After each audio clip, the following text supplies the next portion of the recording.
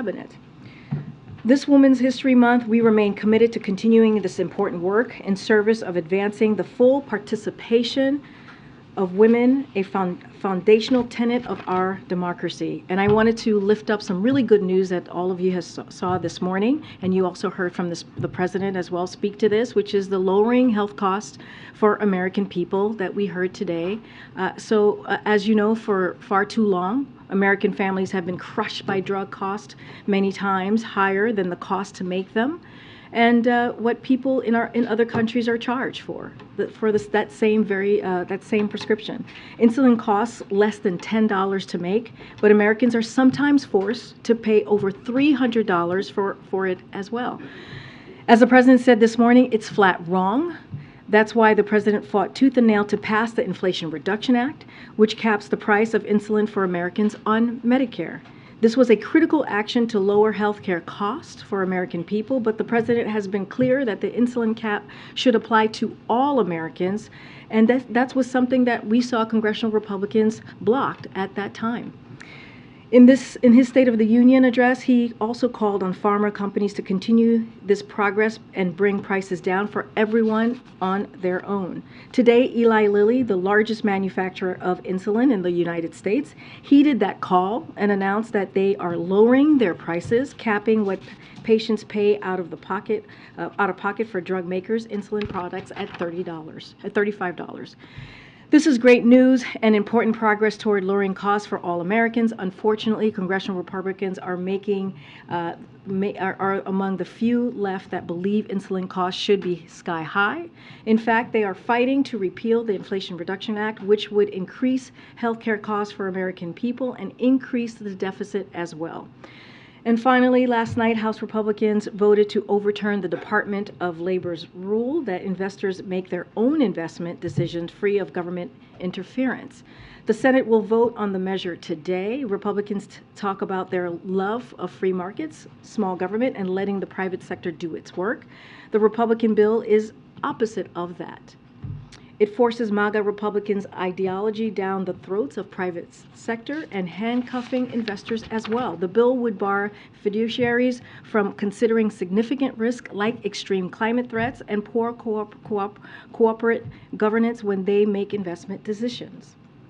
It would give investment professionals less flexibility to make prudent decisions, meaning they won't be free to maximize the retirement savings for millions of Americans. That would jeopardize the retirement and life savings for police officers, firefighters, teachers, and tens of millions of retirees all across the country.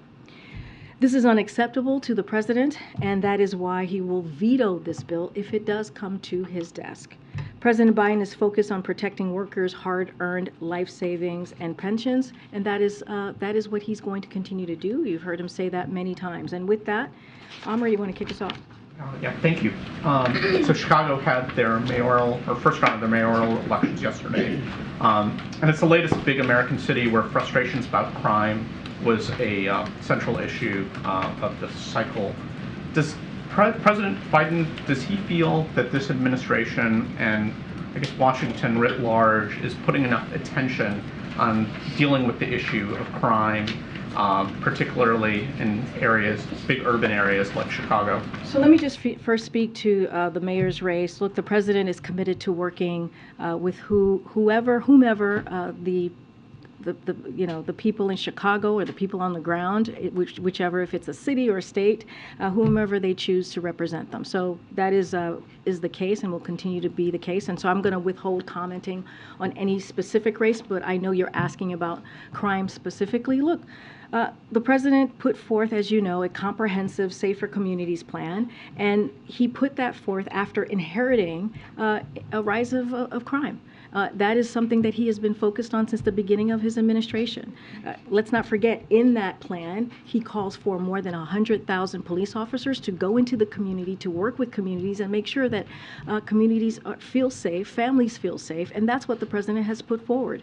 And you'll see, when you see his commitment to crime, you'll see that in his budget next week. As you know, we're going to release that March 9th, and it will reflect his commitment as well as we're trying to continue to fight crime which is the president has been leading at from the beginning of his administration. But what we have seen is that for years, congressional Republicans have been doing the opposite. When you think about the COPS program, which is something that the president put forward, they have wanted to defund that, to take that away. And if you think about that, that leads to defunding the police. Just recently, they called on defunding the FBI. And you think about the border security funding, they want to take that away as well. So the president has been committed. And one more thing I would add, let's not forget the banning assault weapons. That is a key part of this. When we think about crime, we think about gun crime, that we believe will help alleviate the crime that we're seeing, keep families safe, keep communities safe across the country. So the president has walked the talk. The president has been very consistent on making sure that communities feel safe and fighting crime, and he'll continue to do that. Yes, I just want a different topic. TikTok isn't safe for federal government workers' devices. Does the president believe it's safe for Americans' children's smartphones? So I'm glad that you asked about that because, look, we have been clear about our concerns about TikTok, apps like TikTok, and certainly our concerns with countries including China as they seek to leverage digital technologies and Americans' data in ways that can present harm and risk to our national security, clearly. There was, to your point about families, there was a piece of data, a CDC data that just found recently that nearly 60% of teen girls felt persistently sad or hopeless in 2021, and 30% seriously considered suicide. So this is something that the president has taken action on. If you look at the using his executive branch authorities, we think about his unity agenda. A couple of things that he was able to do was stop collecting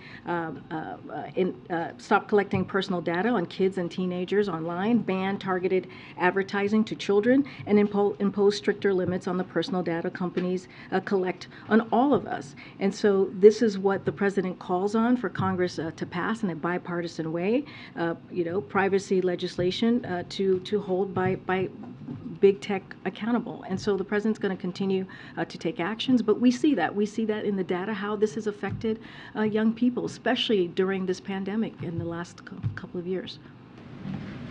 Thanks, Karine. To follow on that, does the president believe TikTok is a threat to national security? Well, we have said that we have concerns. We have concerns about the app. And that's why we have called on Congress to act, and including, and I mentioned earlier, just moments ago, including how China is trying to collect the privacy of Americans in a way that can present national security risks. So yes, we have concerns about that, and look, we're going to continue to call on Congress. I just laid out the president's unity agenda and what he's looking to do and the actions that he wants to take from the executive branch of his authority, and so we're going to continue to call that out. Do the actions include a ban on all devices in the U.S.? So look, what I would say is this: the White House does not use TikTok, but we do believe that. Congress took action, and so therefore, clearly they took action and put this into law, and clearly we're taking those steps as it relates to the federal government. Outside of that, we know that CFIUS has an ongoing investigation ongoing looking at this situation. So I'm not going to go beyond what CFIUS is doing. I guess what I'm trying to understand is, has the president not issued a federal ban on TikTok on all devices because he does not think it's a threat to national security, or because he does not have a legal mechanism to do so? I'm not going to get into the specifics on what he has legally to do so or to not do so. What I'm saying, and we've been very clear, that TikTok, poses a problem and an issue. And so we have concerns about that as it relates to Americans' data, collecting Americans' data, and the potential national security risk. And we've been very, very clear on that. Again, CFIUS has an ongoing process that they're working through, so I'm going to let that speak for itself, what they come up with. And then just one more on the intelligence assessment on the Havana syndrome. The community does not believe it was a foreign adversary that is to blame for these cases, but rather things such as pre-existing conditions, conventional illnesses, environmental factors. Can you elaborate on what that might mean, and what else you're doing to try to pinpoint exactly what caused so it? a couple of things. So look, nothing is more important to this administration, to this president, than the health and the well-being of our workforce. So that is a priority for this president. With bipartisan support with Congress, we have focused on ensuring that our colleagues and their families who report anomalous health incidents receive the support and access care that they need. And so that has also, that medical treatment, the medical care that they need has been incredibly important.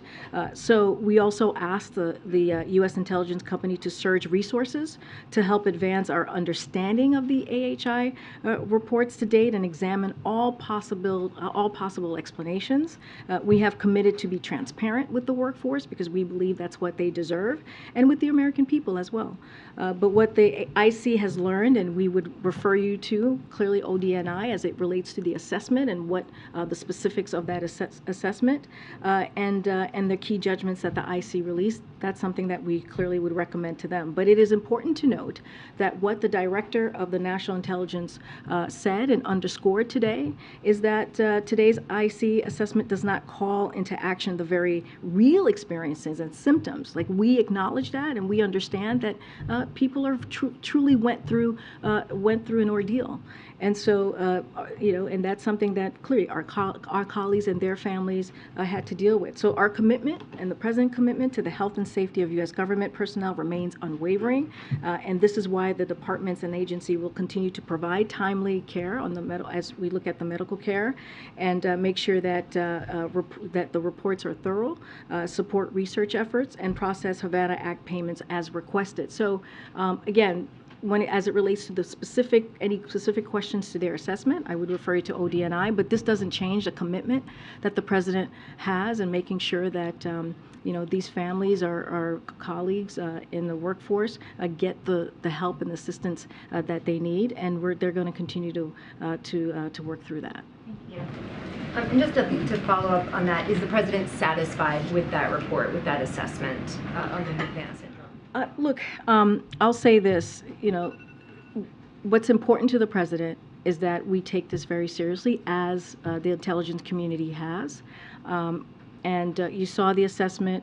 They laid it out pretty clearly from ODNI. What we are committed to is making sure that our workforce and their families get the assistance that they need through the medical care. And look, the work is ongoing. It continues.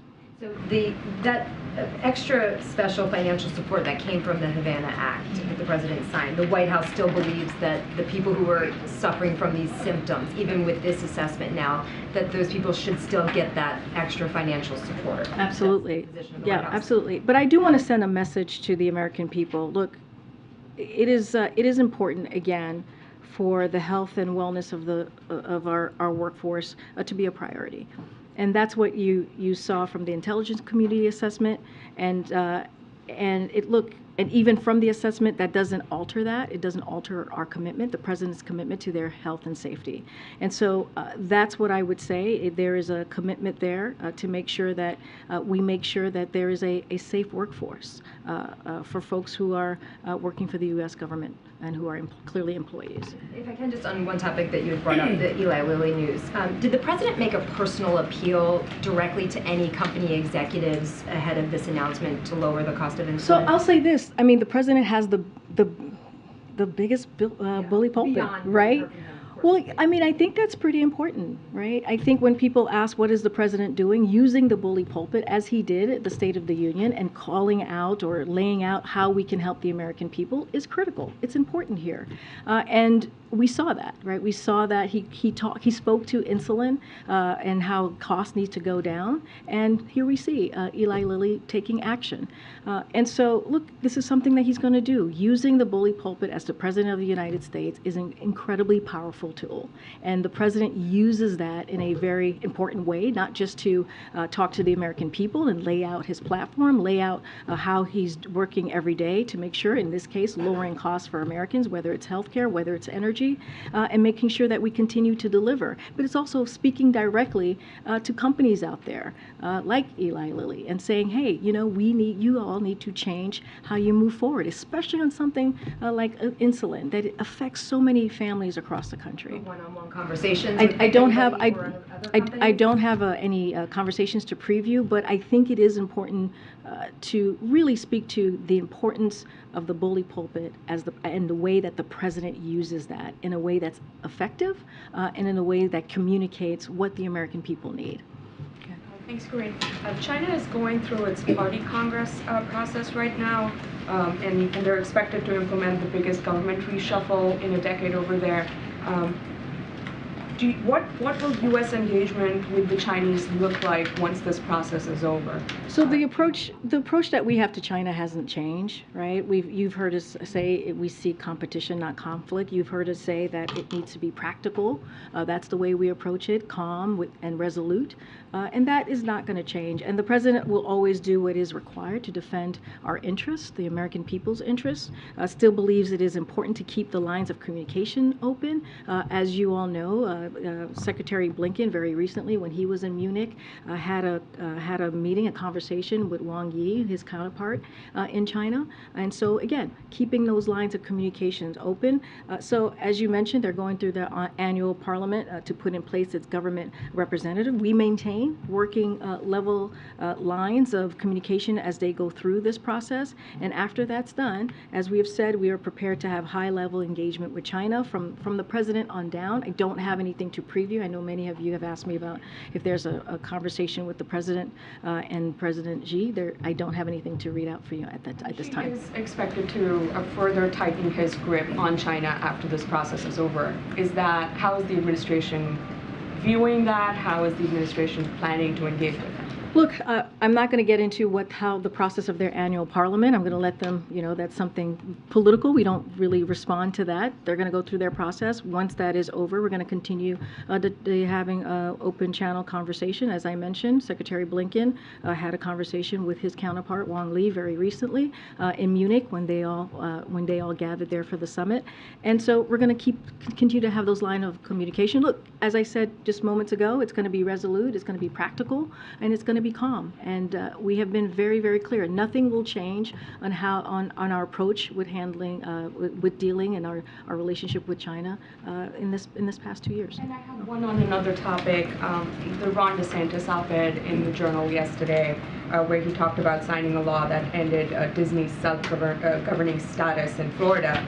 That essentially provided the company with a favorable tax structure. They were able to get away without paying taxes around the regional infrastructure developments.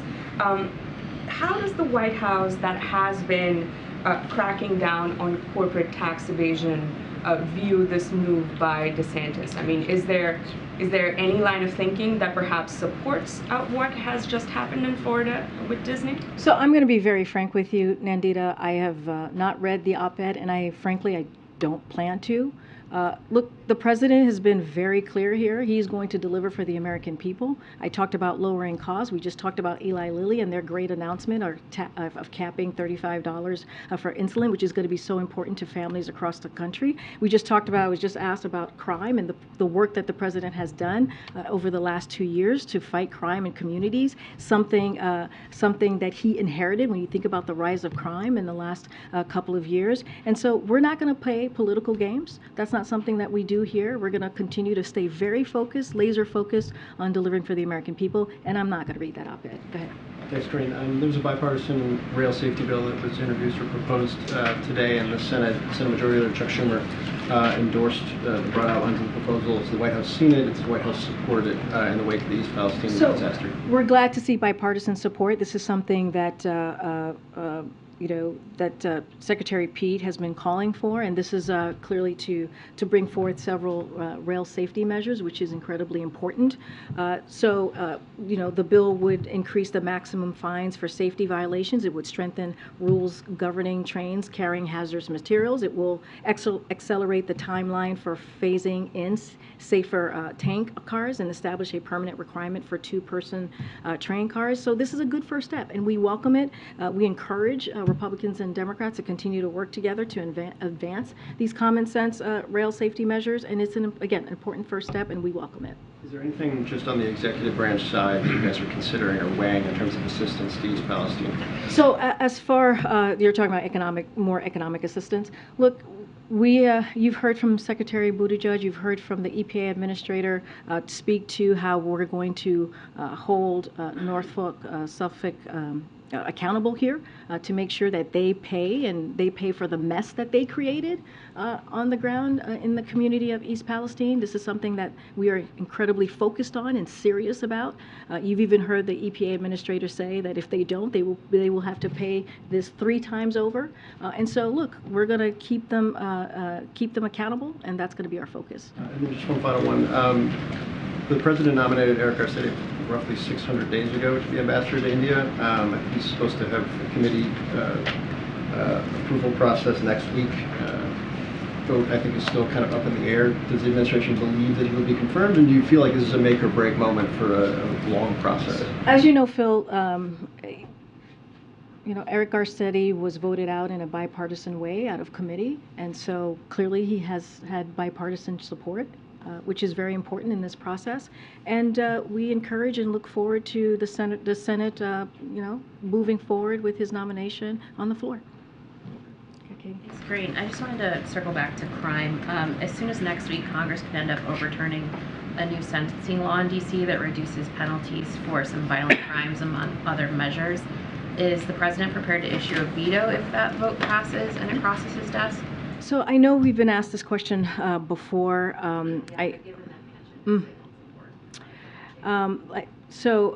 Look, the president takes this very seriously when it comes to crime. I'm not going to get ahead of what the decision is going to be, or what it's going to ultimately look like. Don't want to get too much into hypotheticals. But what I can state clearly, and I've said this before, the president is very committed to make sure that our communities are safer, that families feel safer.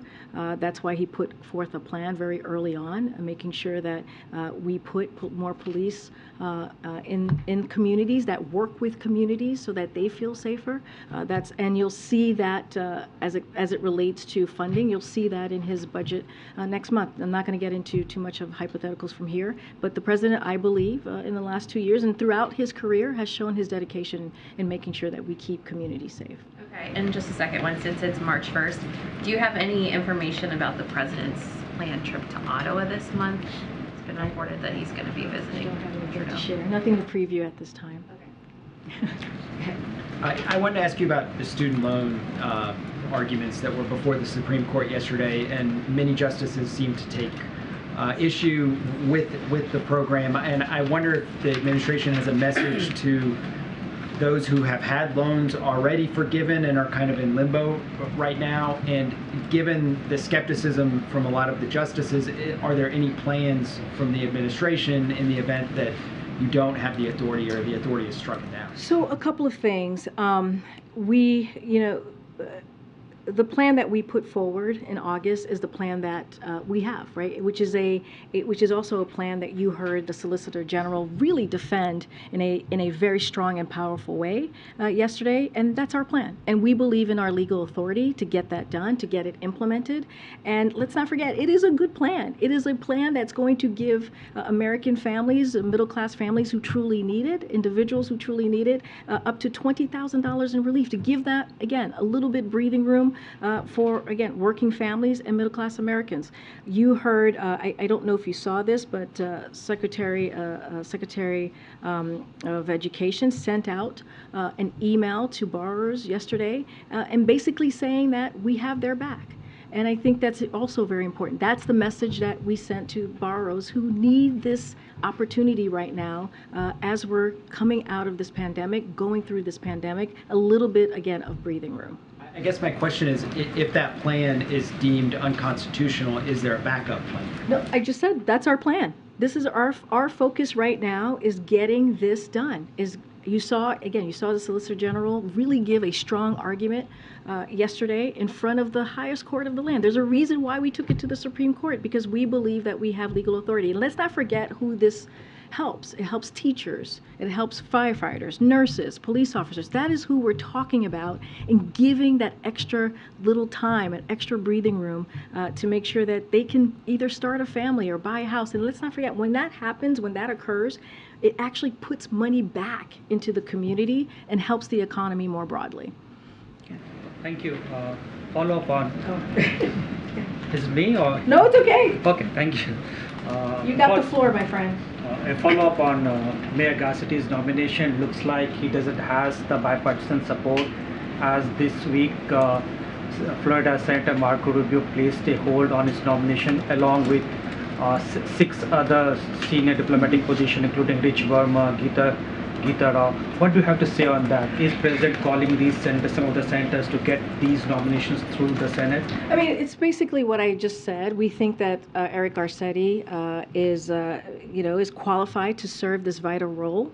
That's why the president nominated him, right? The president nominated him because he thought he had the experience to be the U.S. ambassador to India. And as I mentioned moments ago to one of your colleagues, he received bipartisan support going out of committee, and we would like to see the Senate to move him forward and to continue getting that support. One more. Secretary Blinken landed in Delhi today to attend the G20 foreign ministers meeting, attend Quad foreign minister meeting, and his bilateral with his Indian counterpart. Is he carrying any message from the president for the prime minister, any letter or any message for him directly? Yeah, on his visit, Secretary Blinken will reaffirm the strength of the U.S.-India relationship and express our commitment to continue working together and in groups like the Quad to advance economic growth for our two countries and expand cooperation as we have our shared priorities. So that's what you're going to hear from Secretary Blinken. That is the message that he will deliver. Thank you. Good night. Thanks, Karine. Just following up on the Havana Act, which technically stands for the Helping American Victims Afflicted by Neurological Attacks Act. The predicate, obviously, of that law that the president signed is that these are attacks. And now the intelligence community is saying that 7 agencies are saying that it was either unlikely or very unlikely that that's the case. So understanding your position that obviously the administration wants to ensure that personnel across the government gets care, but that's not what this law outlines. This law outlines care for those who have been the subject of attacks. Is that a concern of yours, and how do you plan to address it? Look, I think what the president wants to make sure that occurs, that happens, is that we show our commitment to government employees, to the workforce, as they're going through a real issue here. This is a real problem that they have all experienced. And so we want to make sure that they continue the medical care that they're getting, that they get the resources that is needed as they're working for the U.S. government. That doesn't take that away. And so that is a message that we're going to send to the workforce, the U.S. federal workforce, and also to the families who are going through this, the individuals who are going through this right now. And I think that's an important message for the president to send.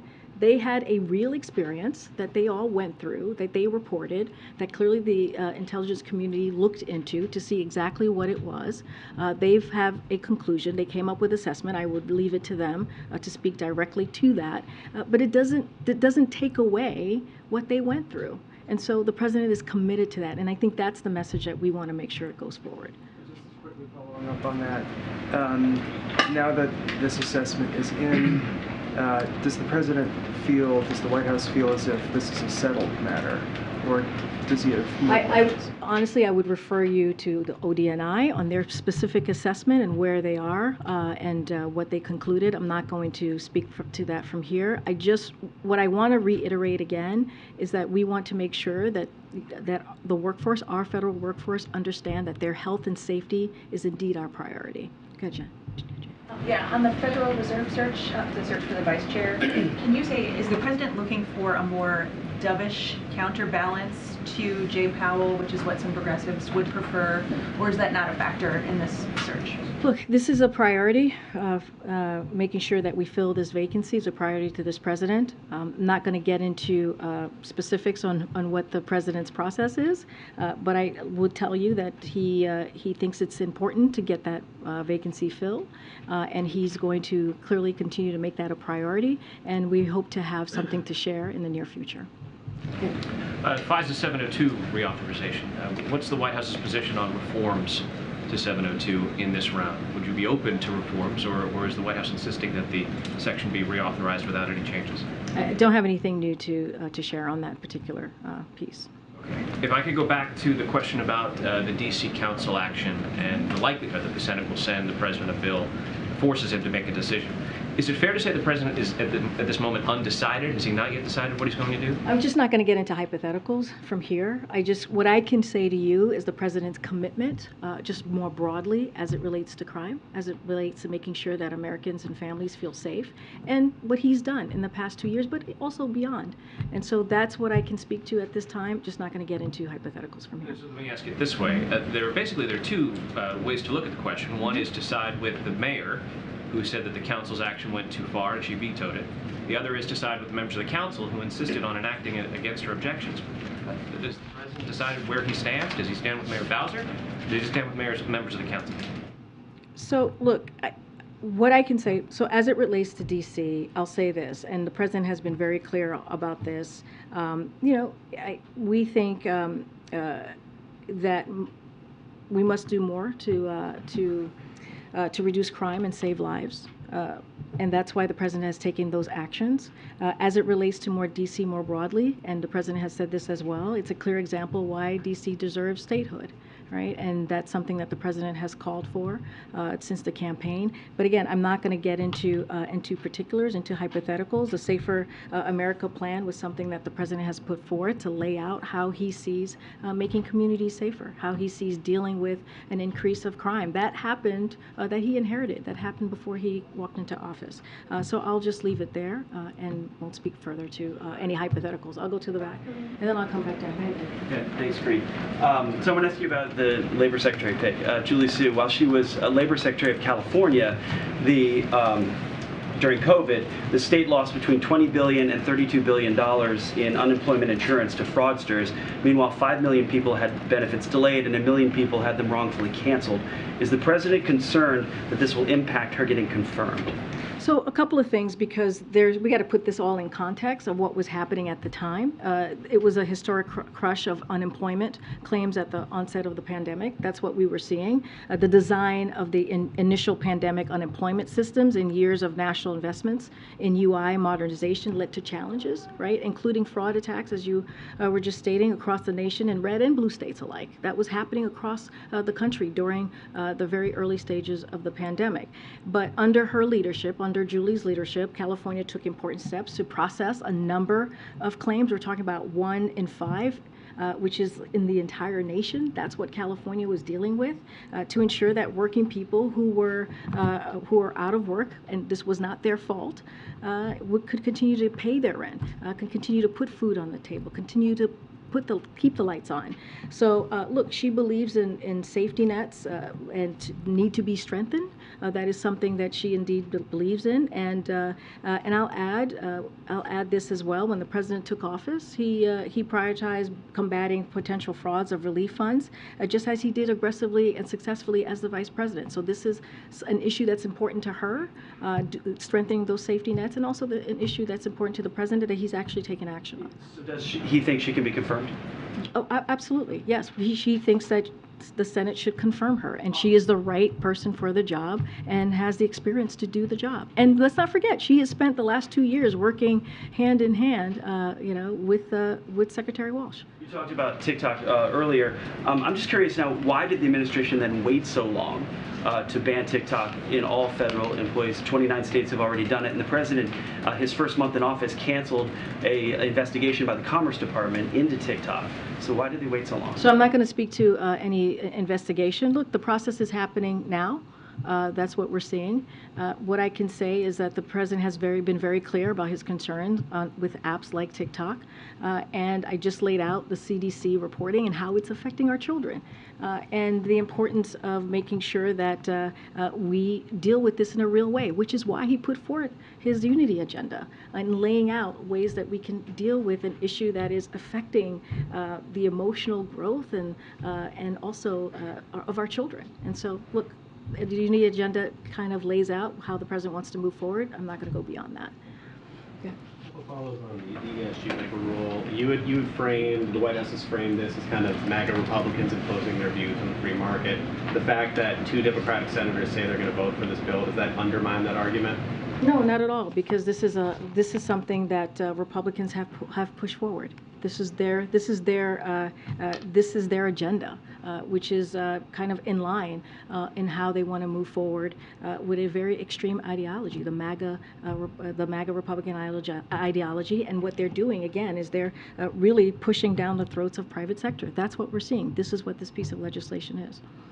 And a timeline question, any timeline on when the president would issue this veto if we assume this bill passes today? I mean, it depends on the mechanism of the Senate and what ultimately happens and the voting dynamics. I can't speak to that here on the timeline.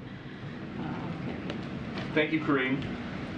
Why is President Biden afraid of China? The president is not afraid of China. Well, Did you see the president last week when we went to Ukraine, went to Kyiv? This is not a president that's afraid of anything.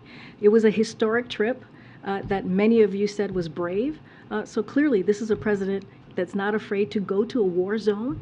He's not afraid to go there when there's no military presence on the ground. So there's nothing that this president fears. China flew a spy craft over the U.S. The president didn't really do anything to China. And according to the FBI director, China may have created something that has killed more than 1.1 million people in this country. And President Biden is not punishing them. So you're giving me two things here. So let's take them in parts. As we talk about the China surveillance balloon, the president did take that down, and he did it in a way that as it was on its path, we collected information from it, we protected our national security information on the ground, and we did it in a way that was smart, effective, and also protected the American people. That's what the president's always going to put forth, is the safety of the American people. So that's what the president did with that particular issue. Look, as it relates to, you're talking about the COVID origins, we've been very clear. We've been very clear that we need the data, and we need to figure out how to get to the bottom of the COVID origins. And that's something that the president has said since the beginning of this administration. So that none of that has changed. But with his campaign, it was all about shutting down the virus and how hard it is for families with an empty chair at the kitchen table because of COVID. If we now know, according to the FBI director, who is most likely responsible for all those empty chairs at all those kitchen tables, why not do more to try to hold them accountable? So I'm going to flip that on its head for a second. It was because of this president that took action. By the way, the last administration did not have a comprehensive plan to actually. No. Responding to COVID, but where did COVID come from? If we know. Peter, you can't tell. First of all, you can't tell me how to answer the question. I'm going to answer it for you, right? So just give me a second.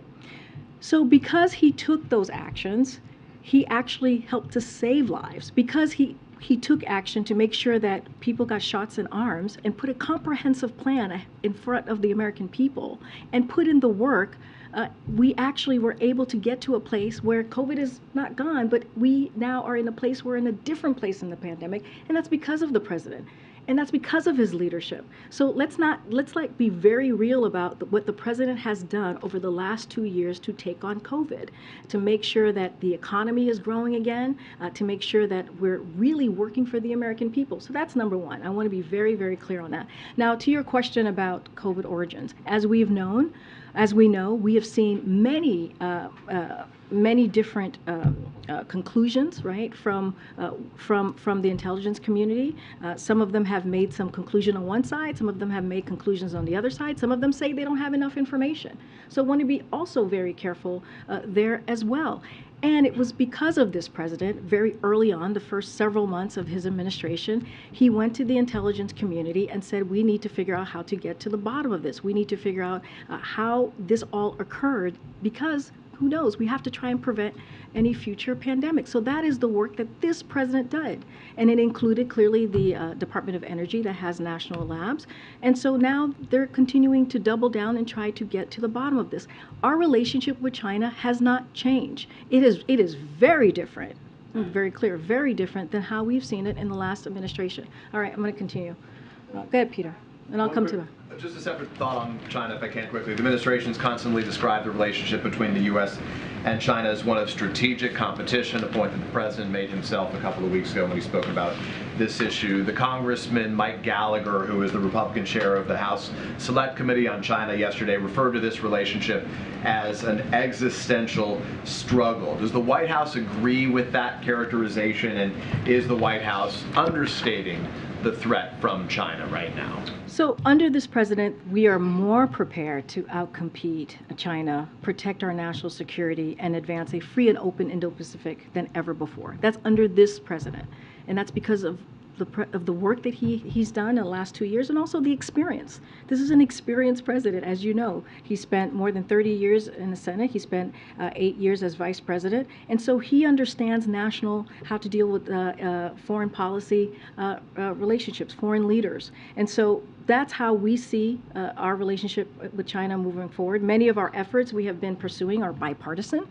They're underscoring the alignment at home on the key issues, and we will continue to work with Democrats and Republicans, because the way we have moved forward is indeed in a bipartisan way. Let me follow up on a separate question that was asked by one of my colleagues in the room about the student loans and the wait for the decision from the Supreme Court as it relates to this. I know that you said earlier that there is no other plan. The plan right now is the one that's being presented before the Supreme Court, and you feel strongly in your case. Obviously, those who have loans that they would owe in case this is rejected don't have that same ability. They have to have a backup plan in case. I know that 2 months would pass before they would have to pay those loans again in case the Supreme Court rejects this here. But what do you say to those Americans who have tens of thousands of dollars that they might be responsible for 2 months after the court makes its decision if they choose to reject it? Yeah. How should they be preparing right now for that, and what would you do to protect them? And I'll just add that yesterday, right in front of the Supreme Court, you saw many of those Americans speaking out loud and clear and saying how important the president's plan is to them, because they're being crushed. But what should be No, the plan? Because everybody who has their own budget at home has to have a plan. I hear you, Peter, and you asked me what the message was to the American people. You heard, I just laid out or mentioned how Secretary of Education sent an email out to those borrowers saying that, hey, we have your back. This is an administration, when you think about the president and the last couple of years here, that is kind of his motto, right? We have your back. We will do everything that we can to protect Americans and give them, again, some space to actually be able to be part of this growing economy.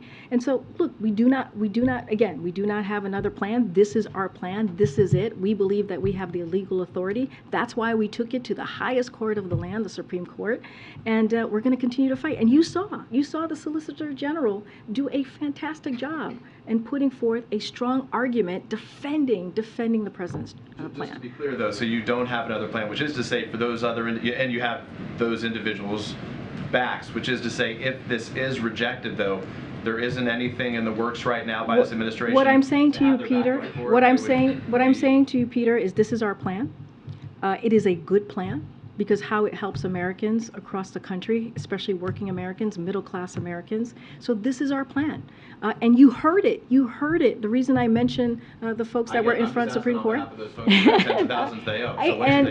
And I said they should know that we are going to continue to fight, that we feel strong in our legal authority here. And you heard it. You heard it from the SG yesterday, who defended it, the president's plan in a forceful way in front of the Supreme Court. Has the president spoken to Jimmy Carter in recent days, given the fact that he appears to be doing well, considering the circumstances? Have they had any other opportunities? I don't have any call to preview or to speak to. As you know, the president, I think, spoke to this when he did his ABC interview recently, that he has known Jimmy Carter for some time, was the first senator, to endorse him, and so they have a decades of relationship behind them, and so I would just say that he continues to wish him well, but I don't have a call to read out. I'll go to the back.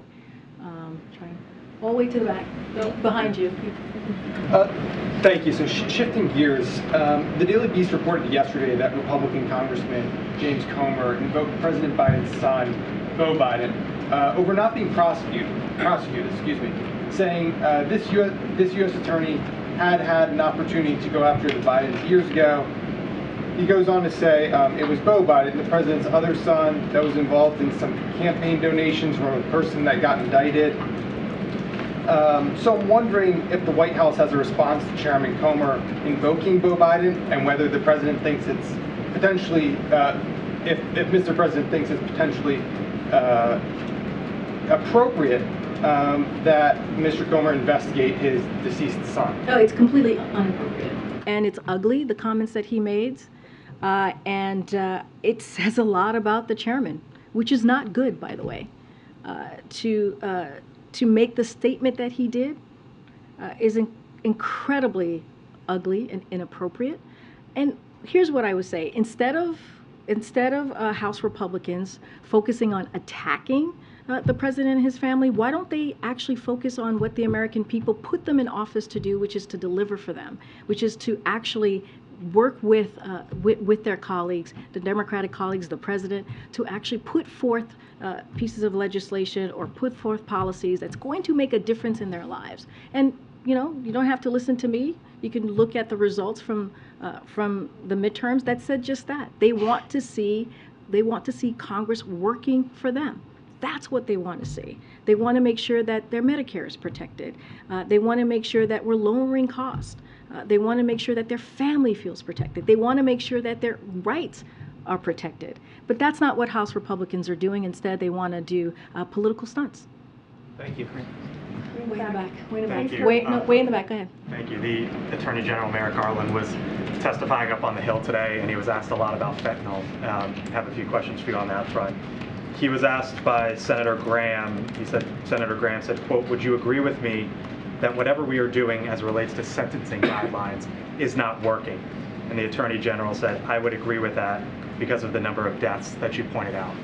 Does President Biden believe that sentencing guidelines around fentanyl deaths need to get stricter? I just caught a bit of the coverage. I didn't catch all of it. And I will say that the Secretary or the Attorney General spoke to a number of issues from what I understand. What I know for sure that he spoke to the Justice Department's independent work and his commitment to rule of law. I'm just not going to go beyond that.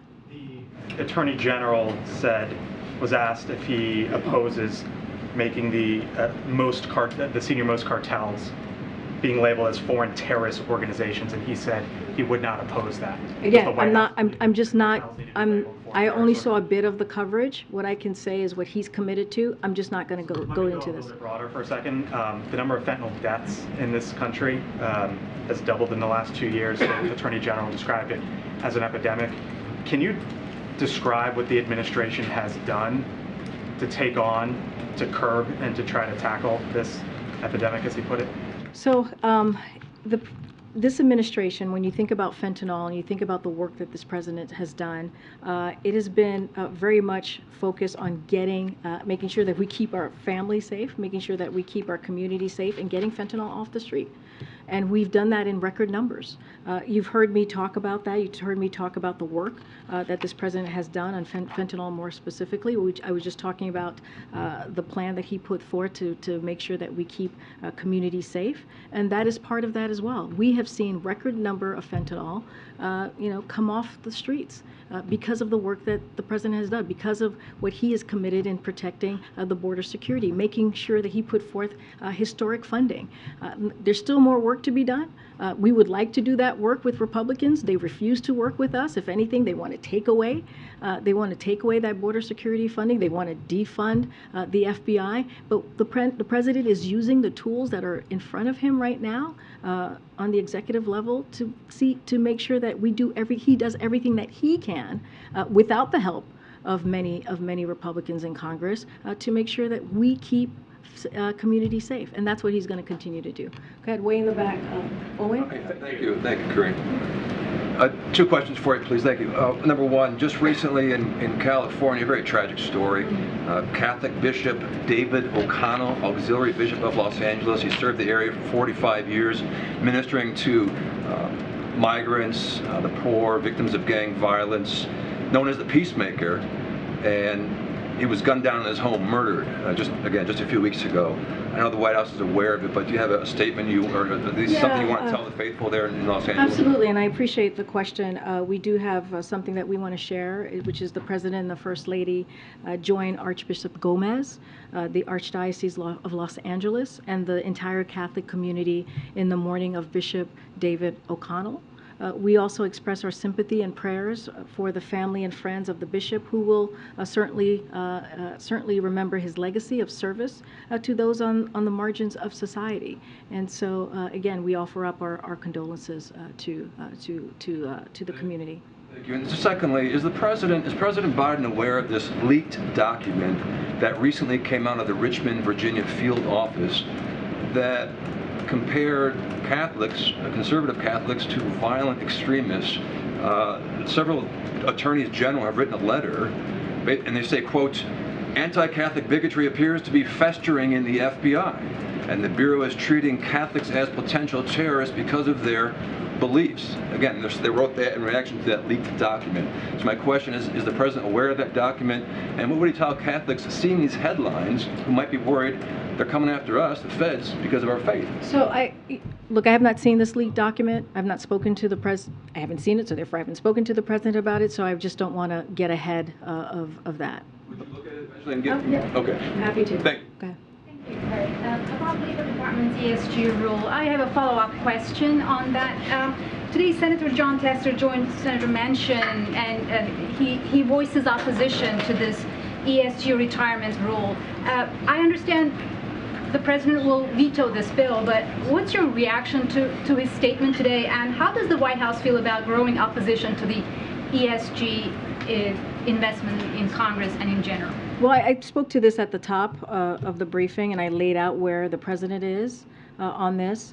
As it relates to the dynamics of the Senate and where this is going to go, I leave that to Senator Schumer. That's something for him to speak to. What I can say, if this bill reaches the president's desk, he will veto it, and I'll leave it there for now. Okay.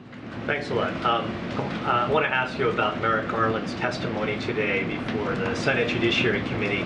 He was asked a number of questions in regards to Hunter Biden and the ongoing investigation that's being conducted by the U.S. Attorney in Delaware. And during that particular testimony, he said it would be a national security problem if the president's son had been receiving payments from a foreign government as a means to influence the administration. Do you agree with that statement from the chief law enforcement officer of the U.S.? We're going to continue to be prudent from here and not speak to any investigation that is currently underway by the Department of Justice. And when it comes to Hunter Biden, I would refer you to his personal representative. He is a private citizen, so I will leave it there. And we're going to continue to be consistent from here. Let me ask you another question on a separate matter, entirely a foreign policy matter. 2 Iranian warships are going to dock in port in Brazil on Sunday. As you well know, the president of Brazil was just here meeting with President Biden. President Biden lauded the shared values of both countries. Do you have any issue with Iranian warships docking in port in Brazil? And so we've been very clear when we've been asked these types of questions of meetings or any engagement. We just won't speak to that from here. I would refer you to the respective countries. I'm just not going to speak to a potential meeting or a potential engagement. Just not going to do that from here. Go ahead, Courtney. It's not a meeting. Oh, well, I'm just not going to. Clearly, there's some sort of engagement happening. I'm just not going to speak to that from here. Go ahead, Courtney. Thank you. I wanted to ask you about the cases before a judge in federal court in Texas about abortion medication. We're expecting that judge to rule any day now, and the decision could either temporarily, permanently, depending on how the legal process goes, ban access to mifepristone in certain places. What's your message to patients that are worried about this? I know that you've so far spoken out on how you disagree with this court challenge, but what should doctors know? What should patients know when this could happen at any day, especially given that this judge has been relatively hostile to this administration? Look, I mean, I spoke to this very recently. Like, we don't know what the court is going to do, as you just stated. Ultimately, it's for the court to decide, so we're always very careful. The decision would be unprecedented, as you know, and devastating to women's health, and we may find ourselves in uncharted territory. And so we're closely working with the Justice Department and HHS on this, on how to be prepared for any range of of potential outcomes. And so we'll continue to do that. We'll continue to be steadfast. We're monitoring this and waiting, like all of you, to see where the decision goes. But again, we're not taking this lightly. We're taking this very seriously. This is going to be, depending on where this goes, this could be unprecedented and uncharted territory, and we're going to continue to do our work internally to see which way, how we would respond. I also wanted to ask you about education for practitioners, doctors who perform abortions in certain states. When they're in medical school now, it's difficult to get practice with the procedure given that it's so limited or restricted. Vice President Harris had expressed interest in working on that issue, either by sending students to other places to get practical experience or other ideas. Can you provide any update on that, and if you're engaged in that? Yeah, I know she spoke about this recently. I don't have anything more to share than what she laid out about her concerns and the potential next steps. Don't have anything further to share with what the Vice President laid out. Karine in the back. Go ahead. If the Supreme Court rules against the president's student debt plan, will you all consider extending the payment pause while you come up with a plan B? Again, we don't. Our plan is what we laid out in August. That is our plan, and we believe it's a good plan as it delivers, as it relates to the American people, middle-class Americans, as it relates to working people. This is a plan that's going to give relief to tens of millions of Americans across the country. And we heard from many of them yesterday in front of the Supreme Court. I'm just not going to get into hypotheticals. We believe that we have a strong legal authority here. That's why we took it to the Supreme Court.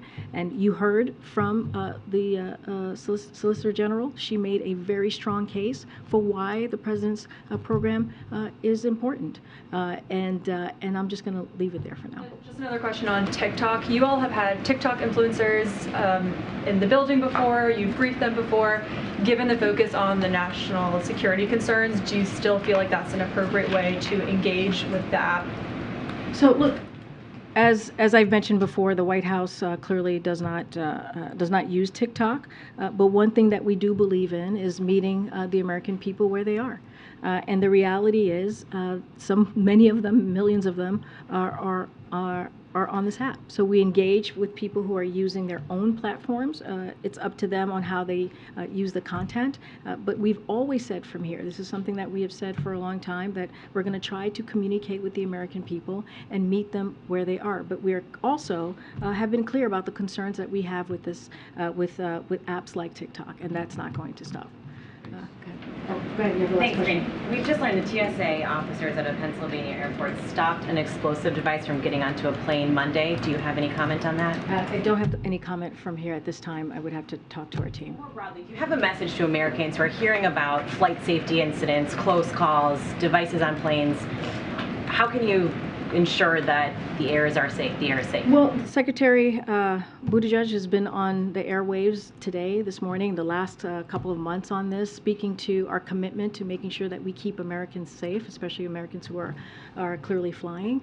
And so we're going to continue to do that. The president is committed to that. As it relates, for example, to the objects, the 3 recent objects, one of the reasons the president took the actions that we took was because we wanted to make sure that we kept civilian airways safe. So you've seen him take really bold actions in that way. But as it relates to